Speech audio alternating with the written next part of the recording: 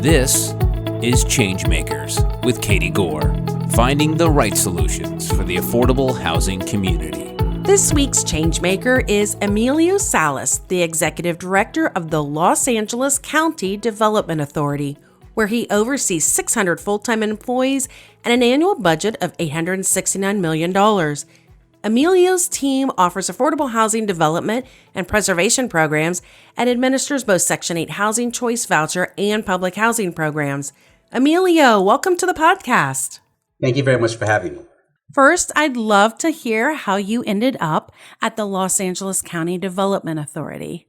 Well, I've basically grown up within this organization. I knew nothing about housing when I first started out. I've been with the organization for over 30 years now.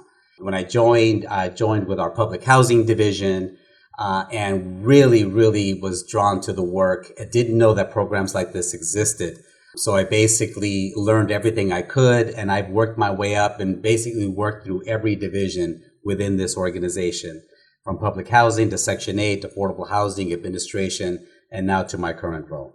That's interesting because when I think of my own time coming into affordable housing, I started on what I thought was going to be just a temporary job in the finance department at a housing authority, and here I am, coming up on 3 decades later, I'm still in the industry. So it kind of has a way about it, doesn't it?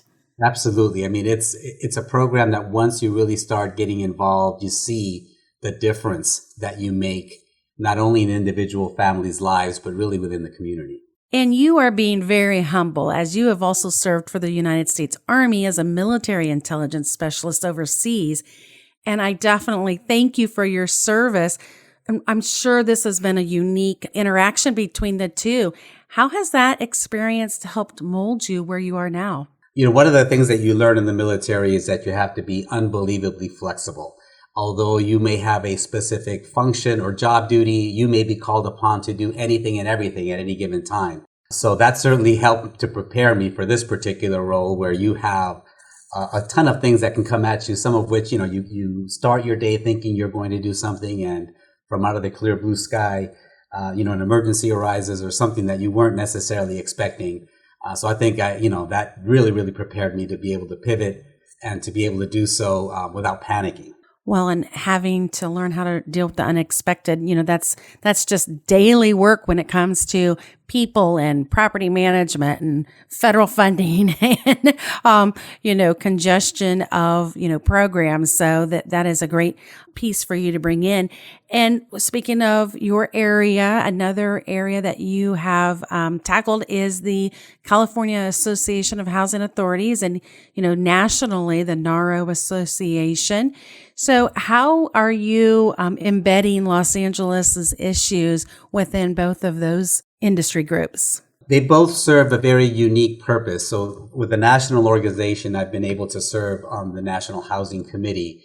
It's really a forum where agencies share best practices and really where you do a lot of advocacy at the federal level for things that you'd like to see within housing policy and housing programs. That organization really provides a great forum for information sharing and also federal advocacy. And with the California Association of Housing Authorities, that really provides another forum that for California-specific issues.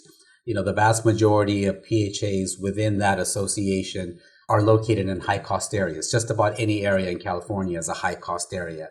So there are a lot of commonalities. It also affords us legitimacy when we have advocacy visits to Sacramento, whenever you can put the seal of CAHA, if they say that this is an item that's endorsed by the California Association of Housing Authorities, it lends legitimacy to the advocacy, and it also lets them know that you're advocating on behalf of the entire state, not just your own organization. You speak of being an authority on affordability. California is home to 70% of the priciest housing market. So I'm sure people are lining up at all of these industry events to hear exactly what you guys are doing to try to tackle that. And specifically, LA County has 21 zip codes in the top 100 highest price markets. So how are you speaking to that and presenting what's happening there in Los Angeles County? You mentioned that, this is a problem that runs up and down the state, and that there are certainly some things that are very unique to LA County. I mean, When you think about LA County, folks don't necessarily think of just the tremendous scale. I mean, you think of New York City, you think of Chicago, and those are very dense urban areas that certainly have a huge population. But very few people know that LA County, if it were its own state, would be the 10th most populous state in the nation. There are over 10.2 million people that live in LA County. So really, the uniqueness of our county is just the scale. It's just so broad, and it's 4,000 square miles. We've got 19 different housing authorities that operate within the county of Los Angeles with 88 different cities. So it's almost like a nation. It's just like a small little state in and of itself. Mm-hmm. So it certainly poses some challenges, but I think that what it also does is it gives us the ability to advocate for certain positions. If certain things work here, we know that they will likely work in other high-cost areas just because the scale is so great. That if we have successes, it's something that we can certainly share with other jurisdictions in our state, and we've certainly been able to do that. Just the scale of that mind boggles most people. And when I think about our podcast listeners are wanting to hear, people probably have this predisposition of how they would categorize Los Angeles. But in your words, how would you paint that for us in generalities? Wow, that's an interesting question. I don't know that it has a simple answer. I mean, I think that, it has, because it's so huge, it also has a lot of diversity in reference, in regard to its geography. We've got some rural areas, believe it or not, within LA County, where they have a whole different set of issues with affordable housing. We've got areas that are incredibly densely populated. And of course, we've got such a diverse population. There are over 220 languages that are spoken in LA County. I would say diversity is its greatest strength and its greatest challenge.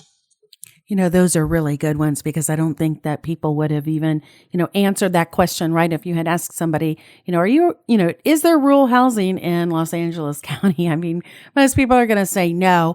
And, even the 220 languages, I mean, that surpasses most of what other cities and counties are coming up against. So truly a strength, and something that isn't, what normally people think of when they think of Los Angeles or Los Angeles County. And thinking of the diversity and how you're having to address just all of these different needs, what is in the development pipeline for your initiatives that are coming up?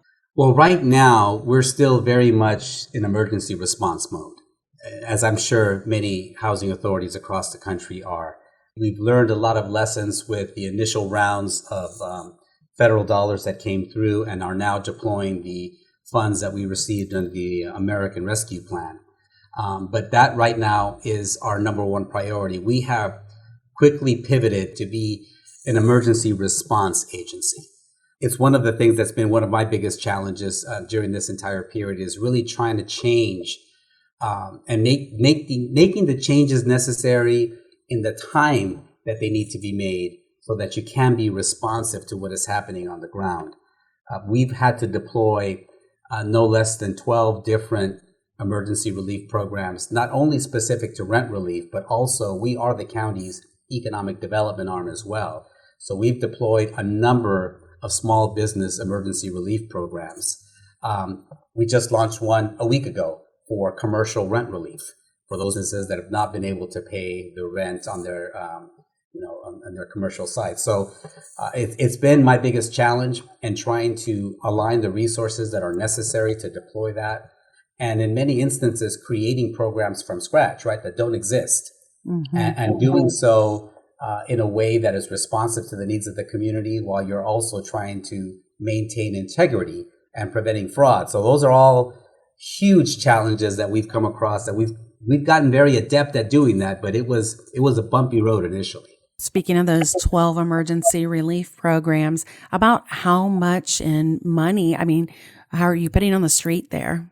So in rent relief alone, we deployed over $130 million in rent relief under the CARES Act. And Subsequent to that, we've had 2 rounds, right, from the federal government under the Consolidated Appropriations Act and now under ARPA. And we've been fortunate enough to be able to partner with the state, who propped up its own rent relief program statewide. And so we basically have turned over the program to the state, but we used our experience that we had early on to help guide the state in building and assembling their program, because we saw when they were assembling the program that there were many of the same mistakes that we made initially early on in terms of documentation requirements, in terms of trying to get rent forgiveness to a certain degree. So we shared a lot of what, the lessons learned that we had, and they were able to modify their program based on that feedback and the feedback of other housing authorities, quite frankly, so that they've now deployed over $460 million in addition to our 130 in the last 12-month period. Well, that's a great amount to try to make a dent in what's happening. And you mentioned rent relief, commercial rent relief, small businesses, target assistance. Is that also part of your list of services here that you're providing? Yeah, I mean, we're very proud of the work that we've done, especially in that arena, that we've been able to be incredibly responsive to what has been happening on the ground. So I'll give you an example. Last winter, as we were heading, post-Thanksgiving holiday, we, just like the rest of the country, we saw a huge in COVID cases, which then required the shutting down, basically, of restaurants once again. And we had pivoted here locally to outdoor dining. And so many restaurants invested a ton of resources in pivoting to that model, creating outdoor spaces, investing in equipment and outdoor, tables and so forth, canopies. And all of a sudden, they were faced with having to shut down even outdoor dining. So we were asked to immediately prop up an emergency relief program specifically for restaurants and specifically for those that had to close because of the outdoor dining restriction. So within a 2-week period, we were able to design a program, open up a portal. And just to show you the need, we opened up that portal at midnight to try to allow for, a way to manage the traffic. And in the first 10 minutes, the site crashed because of just the sheer number of restaurant owners that were trying to apply. So we were able to restore that website, but within the first day, we were already oversubscribed. But we were able to get money out the door in a very short period of time. That really was a lifeline for some of these restaurants to be able to kind of weather the storm while the county recovered and was able to pivot back to allow outdoor dining once again. So that's one example. We also had grant programs specifically for the childcare industry. That was one of the industries that was hardest hit, specifically the very small home-based childcare businesses that had no way of trying to create, an environment where they could social distance. So we were able to give them PPE, give them some guidance and some funding to help them weather the storm. So those were 2 very, very specific. We even had one specific to breweries and wineries, because there was a point in time where outdoor dining was allowed, but only if you had an existing kitchen. So for some breweries and wineries that didn't have an on-site kitchen, they weren't able to operate at all. So we had to then pivot and create a program specifically for that industry. So those are just a couple of examples of things that we were able to do very quickly to help very targeted business sectors.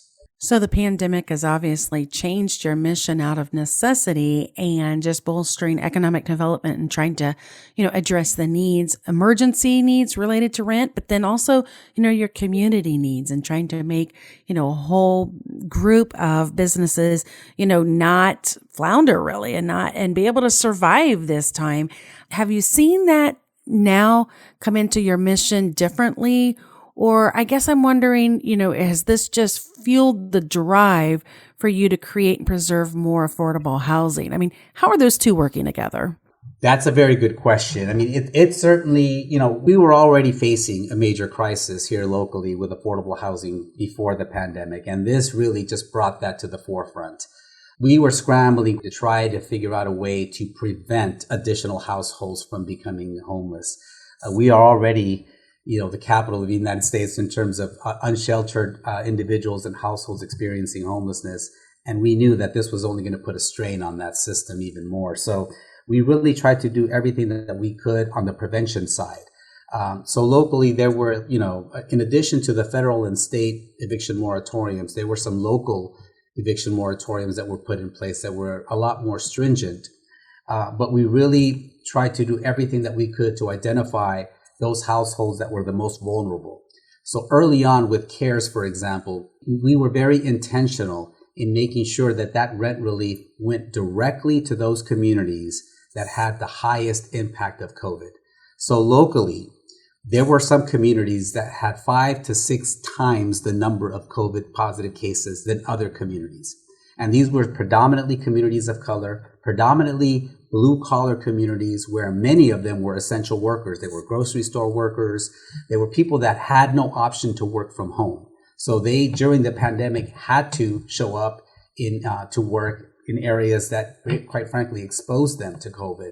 And you could see the huge disparities in terms of the positivity rates. So we were very intentional to make sure that rent relief went straight to those communities. And we're proud to say that, more than 80% of the funds went directly into those communities.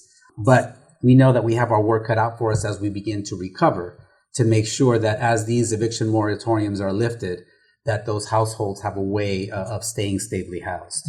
That's an amazing 80% figure because that's an equitable number that I haven't heard in many other places. So great job with that. And on that note, let's take a break here. But coming up in the second part of my chat with Emilio Salas, the Executive Director of the Los Angeles County Development Authority, Emilio talks about their partnerships with a local nonprofit that provides free welding certification courses to public housing residents. We just had that first graduating class where we had I believe it was 12 individuals. What I was most proud of was the fact that nearly 50% of them were women. Thanks for listening to Changemakers with Katie Gore. To find out more about Katie, go to quadel.com. That's QUADEL.com. This has been a production of Forbes Books Radio.